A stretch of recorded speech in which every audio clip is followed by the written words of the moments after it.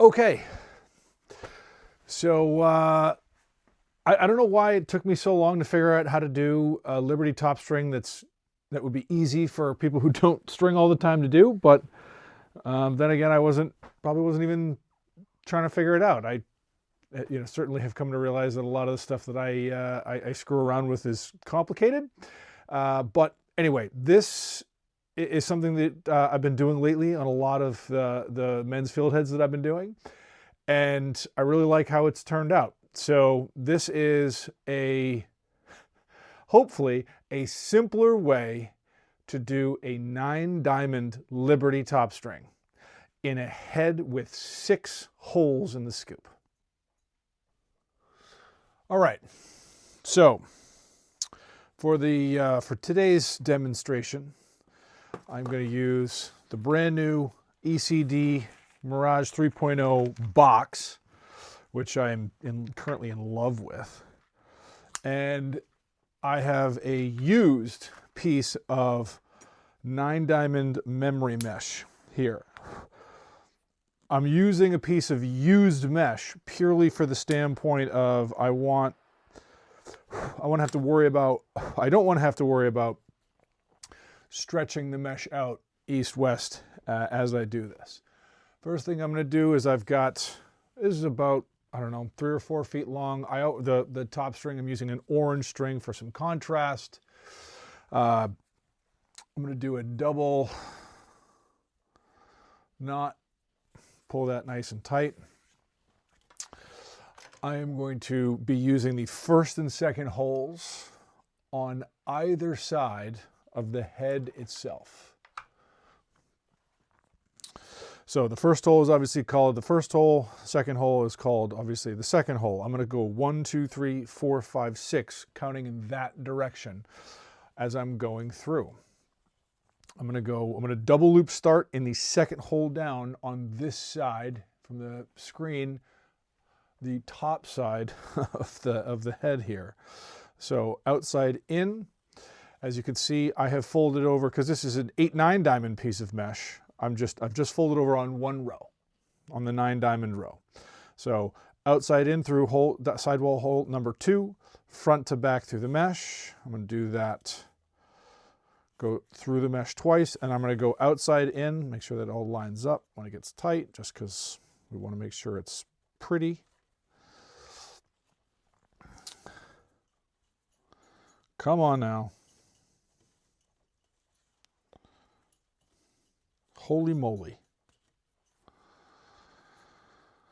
Even the dog disapproves. Okay. Pull that tight. So I'm going outside in through sidewall hole number 2 a total of 3 times. The third time, I'm going through the mesh twice. I'm going to make sure that that's sitting where I want it to sit. I'm making sure it's nice and tight.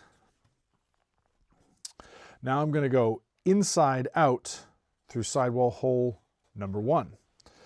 Now hopefully this is easier because the mesh is already folded over and you can see where everything goes. So we're going to count in that direction in the holes of mesh. So there's 1, 2, 3, 4, 5, 6 holes in the scoop, and we have 1, 2, 3, 4, 5, 6, 7, 8, 9 holes in the actual mesh. So I used hole number 1 to tie off, to do the double loop, tie off. Lincoln, shh.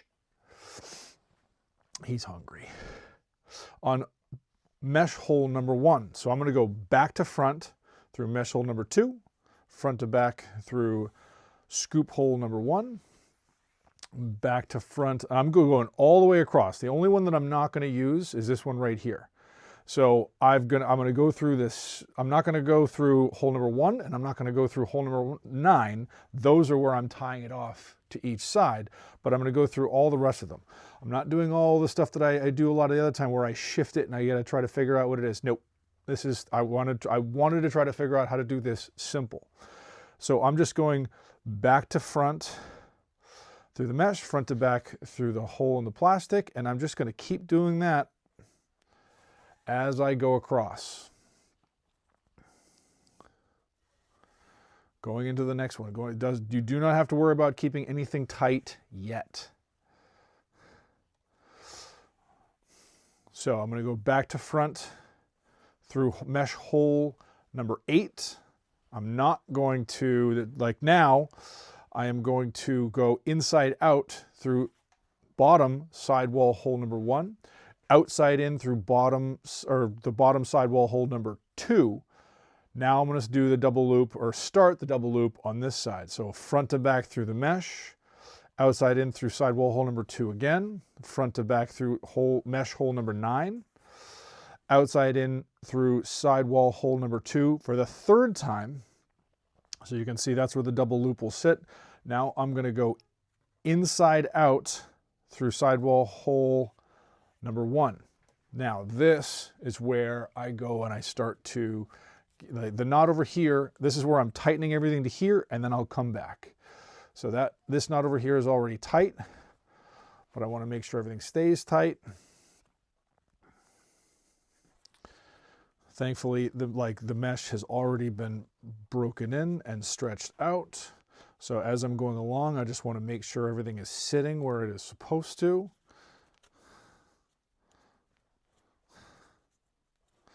Right along this back ridge of the scoop. I don't want it sitting in front of the scoop. I don't want it sitting on the back of the scoop.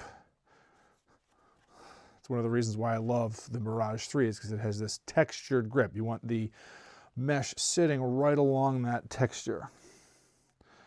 So I'll come all the way over here, and I'm going to remember, I'm keeping tension. I'm holding on to this. This is one of the reasons why I love having this stand, so I can use 2 hands at all times. I don't have to use one of my hands just to steady the actual stick head itself.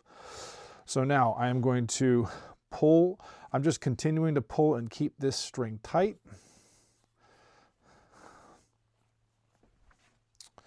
I'm going to pull on the 2nd loop here. Hopefully you can see that.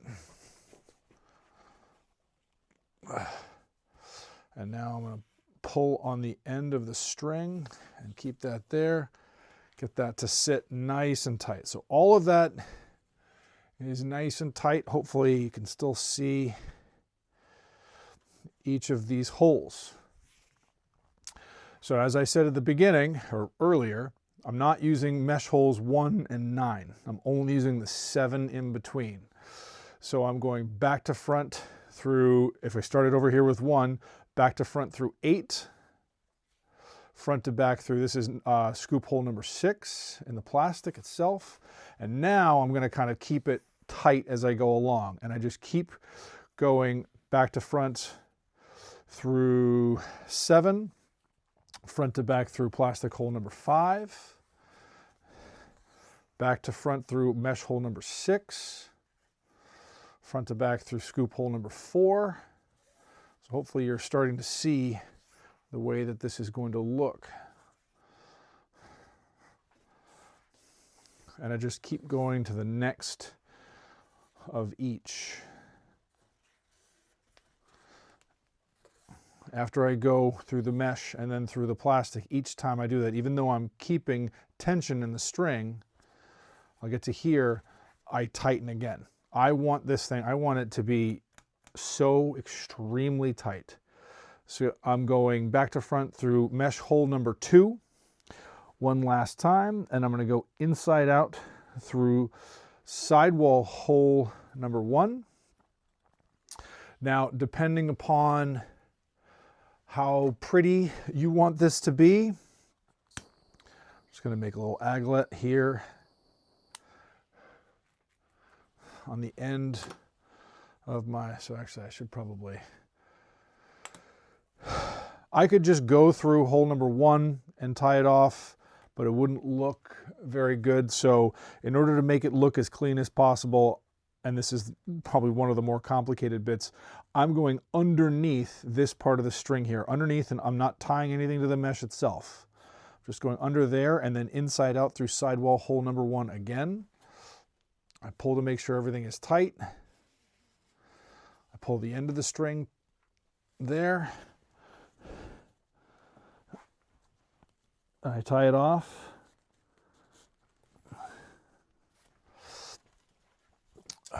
And there you have it.